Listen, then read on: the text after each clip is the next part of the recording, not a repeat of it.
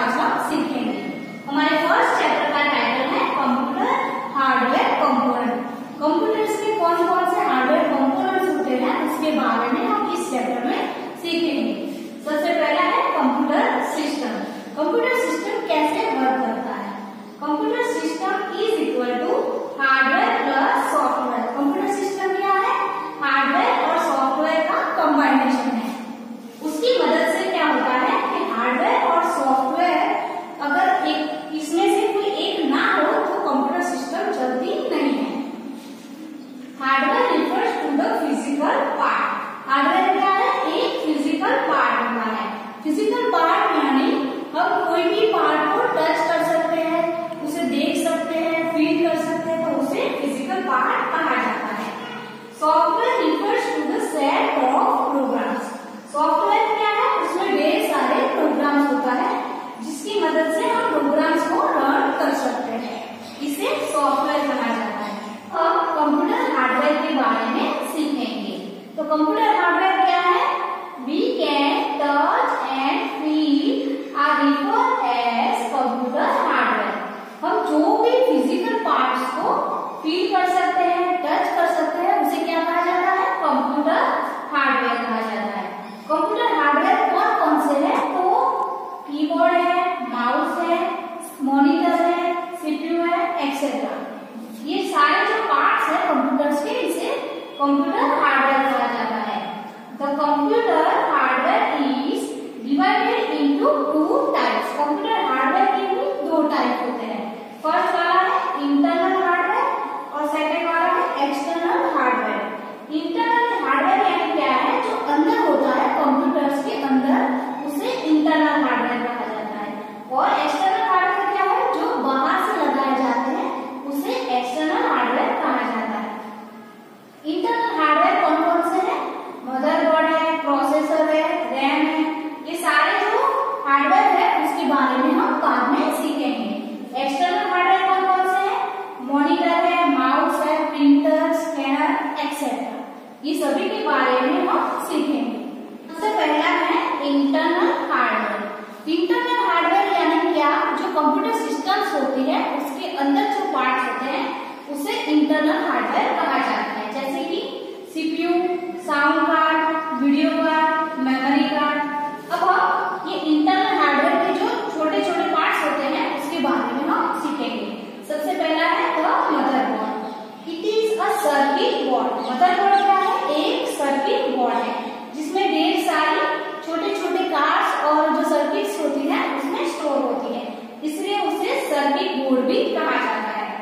Include central processor, memory card, sound card, video card. ये जो motherboard है उस पर ये सारे कार्ड्स और ये जो सर्किट्स होती हैं वो उस पर लगी हुई होती है।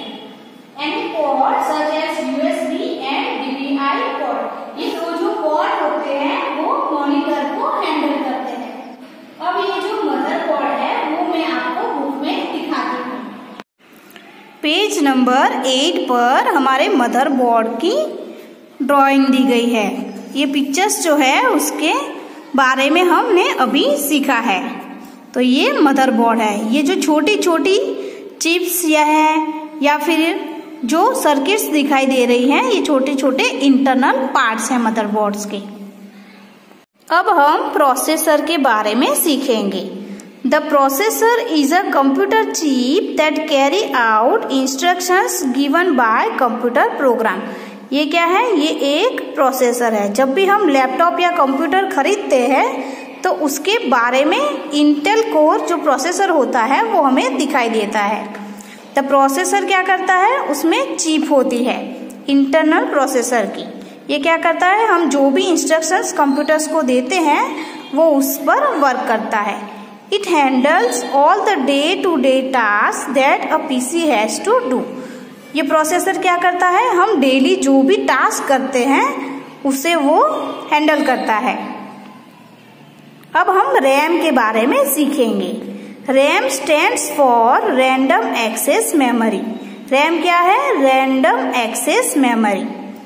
It is temporary data storage. RAM क्या है? एक टेम्पररी डेटा स्टोरेज है जिसमें हम टेम्पररी डेटा स्टोर कर सकते हैं।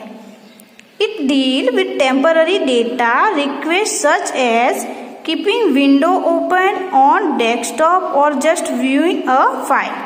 टेम्पररी डेटा यानी क्या है, जो भी हम कई बार विंडोज ओपन करते हैं डेस्कटॉप पर या कोई फाइल देखते हैं तो उसे रैम कहते हैं. RAM can often be overloaded which is what happen if a window freeze during shutdown और स्टॉप वर्किंग. ये जो रैम है ये क्या करता है, जब भी हम कोई वर्क कंप्यूटर्स में करते हैं, अगर ये जो कंप्यूटर हमारा जो है वो ऑफ हो जाता है या कभी कभार लाइट्स चली जाती है तो क्या होता है, हमारा जो वर्क होता है वो किया गया जो वर्क है वो सेव नहीं होता है और वो क्या हो जाता है, लॉस हो जाता है. तो रैम में ये प्रॉब्लम्स रहती है. ये जो रैम है रैंडम एक्सेस मेमोरी, ये मदरबोर्ड पर लगी हुई होती है.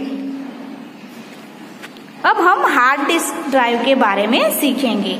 ये क्या है, ये एक हार्ड डिस्क ड्राइव है.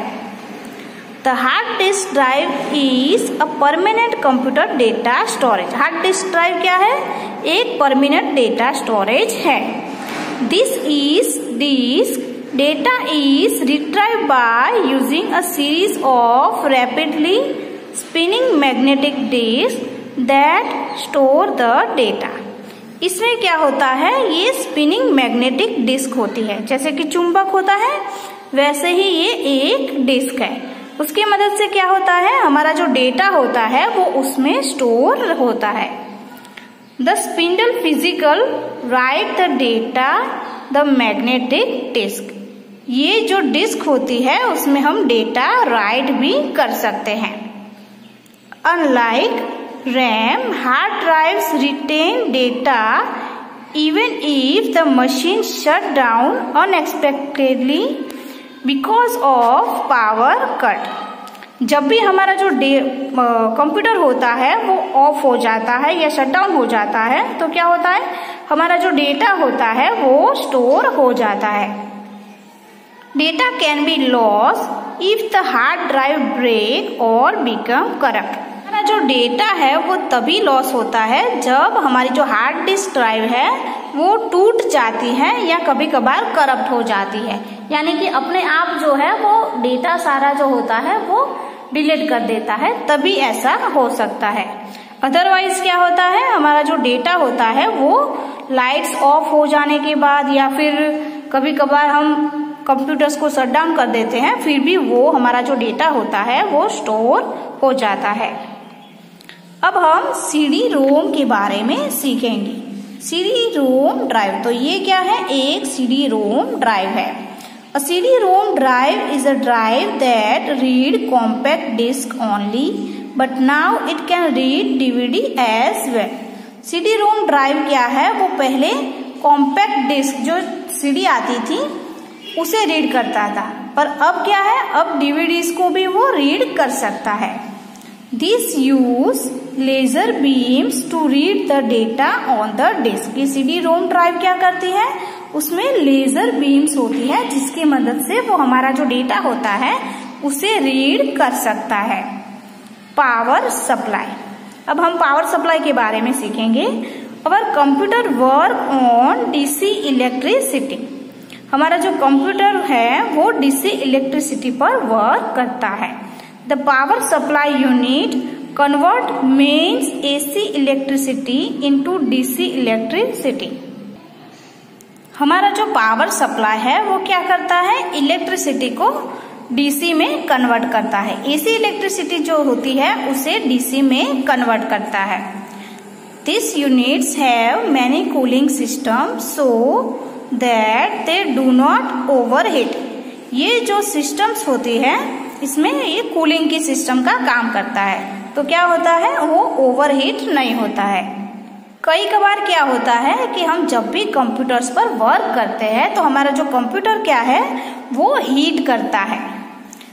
इसके लिए हम क्या यूज करेंगे, डीसी इलेक्ट्रिसिटी का यूज करेंगे, जिसकी मदद से हमें कूलिंग सिस्टम यूज कर सकते हैं और वो हीट नहीं करता है. You can find a fan near power supply. मतलब क्या है कि आप जो पावर सप्लाई यूज कर सकते हैं उसके पास आप फैन भी रख सकते हैं। It sucks cool air into the cabinet and blow hot air out of the cabinet। जो गर्म हवा है उसे वो बाहर निकालता है और हमारा जो कैबिनेट है उसे वो ठंडा कर देता है। This is an essential part of computers cooling systems. ये क्या करता है, पावर सप्लाई जो है ये हमारा कंप्यूटर सिस्टम का कूलिंग पार्ट है। अब हम ग्राफिक्स कार्ड के बारे में सीखेंगे। The graphics card is a type of expansion card that processes and produce output for display. ये ग्राफिक्स कार्ड है, ये क्या करता है, हमारी जो प्रोसेस होती है उसे वो डिस्प्ले करता है। हमारी जो भी प्रोसेस होती है उसका जो आउटपुट होता है वो हमें डिस्प्ले करता है। This are crucial component that monitors rely on. They also handle output of video to projector.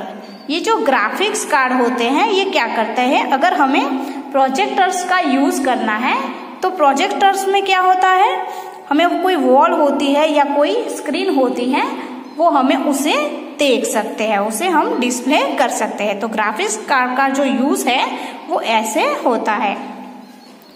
They also have their own fan as this type of car gets hot quickly and needs instant cooling.